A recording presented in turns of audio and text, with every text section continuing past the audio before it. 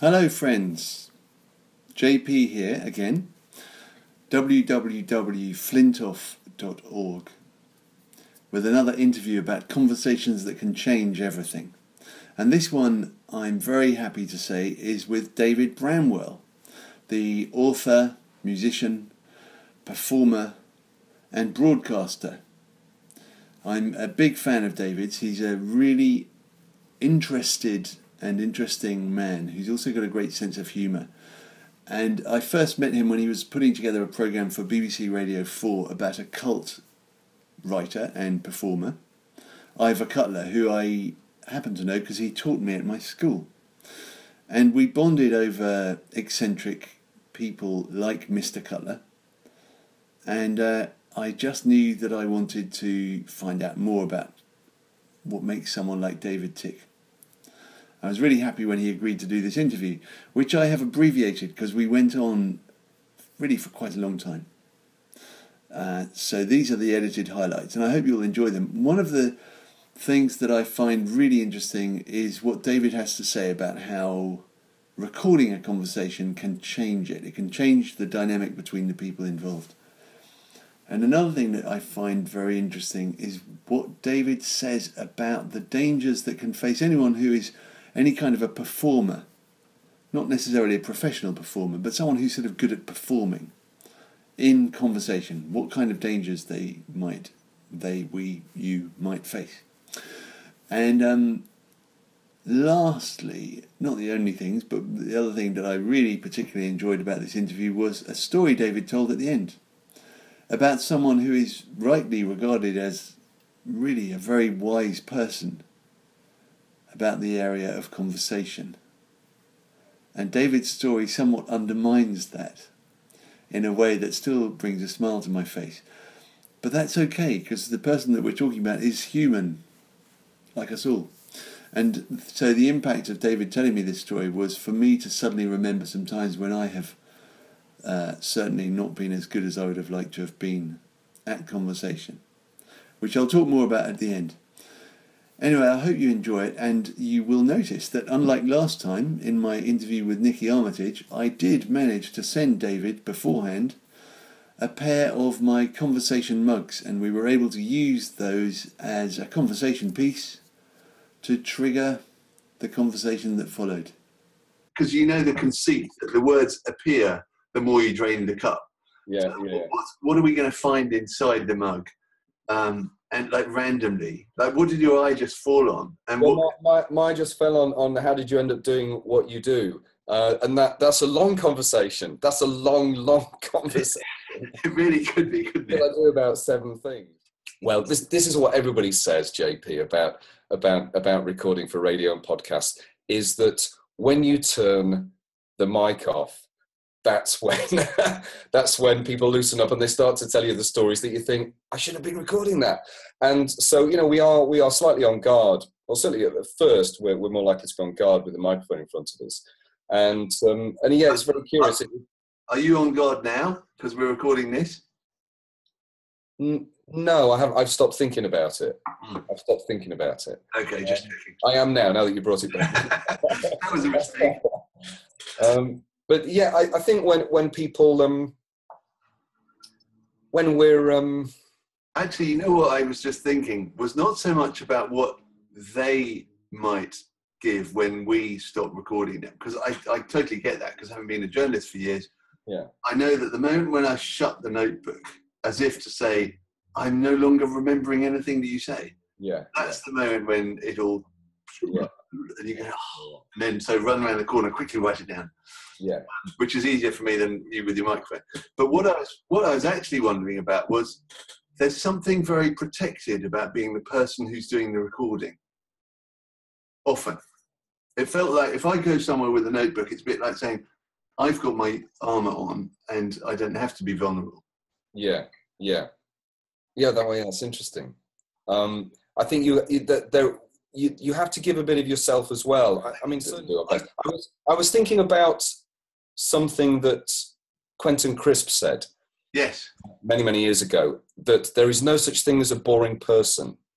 It is merely our inability to open ourselves up to a person, to enable stimulating and interesting conversation to take place. And he talks about it's our responsibility to drop the armor if if we feel that we're not able to to have a stimulating conversation with another person. I think that's really interesting. I think there's a lot of truth in that as well.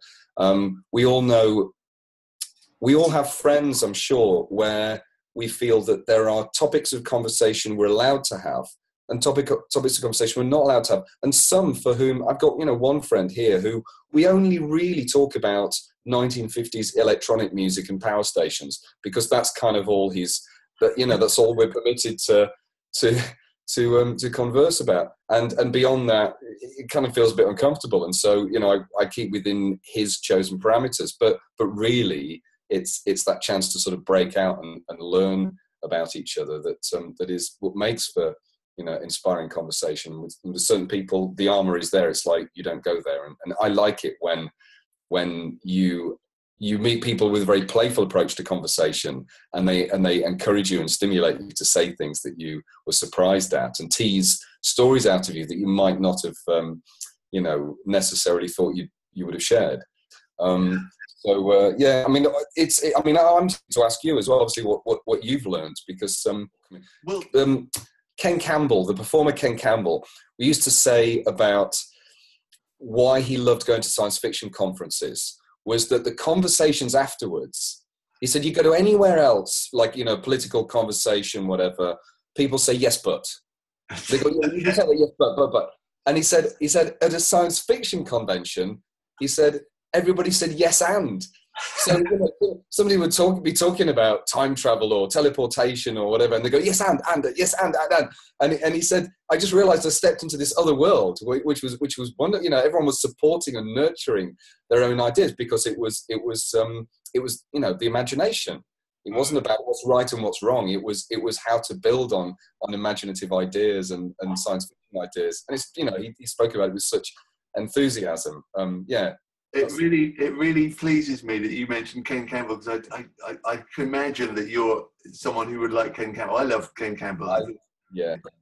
Very much so. Although not a great conversationalist. I mean, Ken, as a friend of his once said, the only difference between hanging out with Ken for the night or going to see a Ken Campbell show is that when you go to see the show, you don't have to say every 5 minutes. Yeah, and I once spent a weekend with Ken, and was thoroughly entertained by the stories that he shared with me. And then I went to see a show of his, a few weeks later, and it's like, oh, I was there for Ken to rehearse his material. So I mean, that's very interesting. It's like when I do this too. Ken was a massive influence on me, and when I saw him back in 93, 92, I think it was, my life was changed. I saw him on stage. He spoke for 2.5 hours about all this amazing, fascinating material. And I thought, I want to do that. One day I want to do that. I know that I don't have the stories yet. I don't have the life experience to do that. But one day I will. And then, and I did. But you have to be careful, because when you become a monologuist, probably like a Radio 1 DJ or radio DJ, when you become someone who is speaking in one direction, then you have to be careful that doesn't carry on when you walk off the stage. And often it does, where you're not used to having someone reply to you. Ken had a powerful intellect. It was a great storyteller. But he wasn't necessarily, it wasn't necessarily matched by an emotional intelligence of the same level. So Ken was challenged by female company who just asked him direct questions. And that was, that was really interesting to see when particularly, a friend of mine, Tiwa, would just know how to press his buttons, not to aggravate him, but to just ask those difficult questions. So like, are you in love with anyone right now, Ken? How do you feel about sex? What kind of women are you attracted to? Why do you think you're single at the minute? Just stuff that, like guys wouldn't do that. And maybe the dynamics of a woman being able to ask a man that in a cheeky way, and maybe the reverse, maybe a man could ask those kind of questions of a woman in a playful way, but maybe, you know, the dynamics, maybe conversation is directed by the dynamics of men and women, numbers, ages, you know, all those things is a complex thing, isn't it? Yeah. It's been really, really lovely to have an extended coffee with you. You too, JP. What are you planning to do with this? I'm putting them on YouTube, and I'm working towards getting clearer in my own mind about some kind of book about conversation.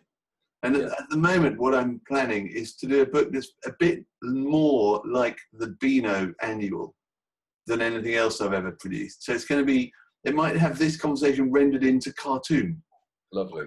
Or it might have, I might have thematic passages where it's like, what to do if you're in a room full of comics. I'm going to see what I've got and then take it out. And also I'm quite keen to make it very collaborative, which is why I want to put it on YouTube. I want to see if anyone has any responses to things. What sorts of things do people say when they hear someone else talking about conversations? Because you've talked about conversations you had with others, and now I've had a conversation with you about it, and I want to see what happens when people watch that and what sort of things are triggered.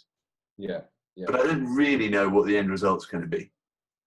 Well, that's quite nice, though, isn't it? You don't want to be too prescriptive about what the outcome is. No, it's a fascinating theme. It really is, and listening is obviously such a big part of it. You know, I don't know if I ever shared this with you, but when I was sort of briefly at the School of Life, and one of the courses that I was learning might have been called the Art of Conversation, or one called How to Have Better Conversations.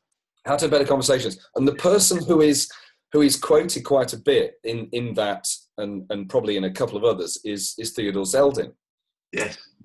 I had a conversation with Theodore Zeldin many years ago when I didn't know it was him on the phone at first. I was applying for a job. I saw that somebody in Oxford. I saw that Theodore Zeldin in Oxford was looking for someone to organise conversational dinners and organise various events, and I thought it was a dream job for me. So I phoned up this number, and you know, this elderly man answered, and we chatted for a while. He was grumpy, he was monosyllabic, he was difficult, and eventually I said, well, would you pass this conversation on to Theodore Zeldin? And he said, I am Theodore Zeldin. I said, oh right, why didn't you tell me that 10 minutes ago? And and I thought, and I put the phone down. I thought, I don't want to work for you. You sound like a right arse. And then and then a few years later, all these quotes about the art of conversation come up, and I thought, I remember him. He was the guy who was really awkward and confrontational and combative, you know, with pregnant pauses and all the rest of it on the. But then, you know, we write about what we need, don't we? Well, that did make me laugh, and as I said earlier, it triggered in me a recollection of times when I have certainly not been very good at conversations, and I remembered that I have sometimes gone away afterwards and drawn little comics, little cartoon strips, showing some of the conversations that I've had with people. And I went, after listening to David telling that story, I went through my cupboards and I looked for some of my old notebooks. And here's one from 2013.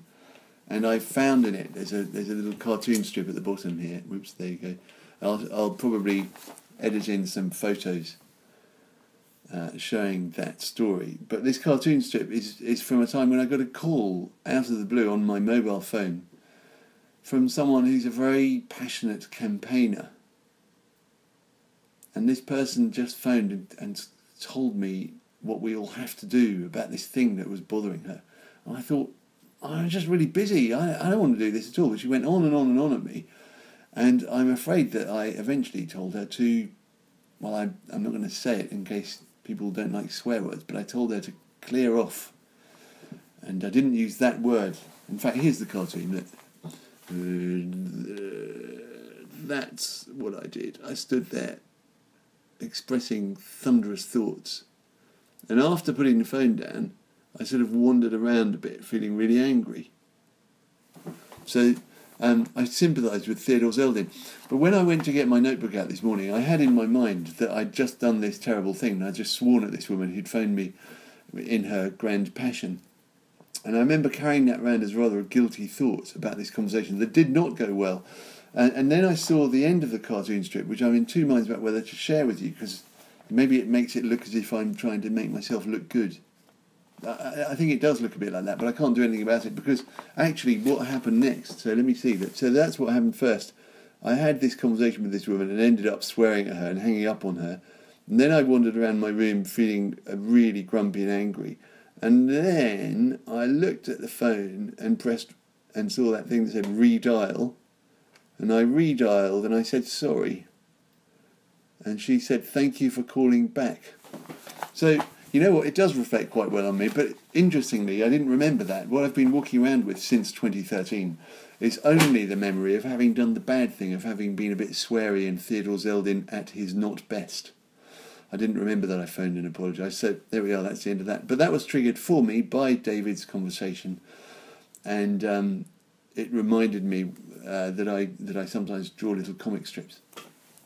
Anyway, this has gone on for quite a while. It's longer than most of my interviews in this slot. And I wanted to ask you a bit about that, because our conversation actually extended to nearly an hour. And I've cut it right down ruthlessly to just more or less 10 minutes, the bit where David and I were talking together. And I'm curious, are you interested? The reason why I cut it down is because I wonder if anyone would watch it if it was longer. But maybe you would like to hear more of the conversation, or have the opportunity to hear more of the conversation. I don't know what to do unless you tell me. So please do, as usual, leave a comment below. If you're looking on somewhere on some social media, YouTube or whatever, leave a comment about anything that you found interesting or entertaining, and help me to make this better. I know the audio is not good. Sorry about that. I'm going to work on that. That's one of the reasons why I strongly recommend that you watch with subtitles on. Should have said that at the beginning, shouldn't I?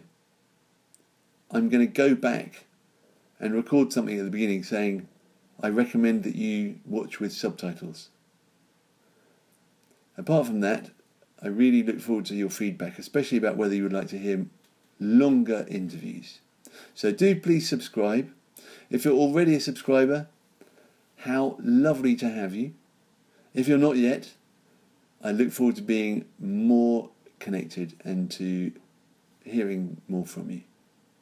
Bye-bye. Till next time.